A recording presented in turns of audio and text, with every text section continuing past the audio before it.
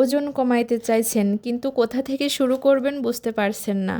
আজকে ছোট ছোট 10টি টিপস বলছি, ফলো করলে 7 দিনে পার্থক্য অবশ্যই বুঝবেন। 1. সকাল শুরু করুন গরম পানি বা জিরা পানি দিয়ে। এটা মেটাবলিজম জাগিয়ে তোলে, শরীর হালকা করে। 2. প্রতিদিন কমপক্ষে 20 থেকে 30 মিনিট হাঁটুন। এক্সারসাইজ বা জিম না করলেও হাঁটা অনেক কাজে দেয়। 3. ভাতের পরিমাণ অর্ধেক করে দিন। কার্ব কমালেই ওজন কমা সবচেয়ে দ্রুত শুরু করে। 4. দিনে কম করে হলেও 2.5 থেকে 3 লিটার পানি পান করুন। 5. প্লেটের অর্ধেক অংশে সবজি রাখুন। ফাইবার থাকলে দ্রুত পেট ভরে, ক্ষুধা কম লাগে। 6. চিনি পুরোপুরি বাদ দিয়ে দিন। 7. রাতে ভাত বাদ দিন, তার বদলে ডিম, সবজি, স্যুপ রাখুন। 8.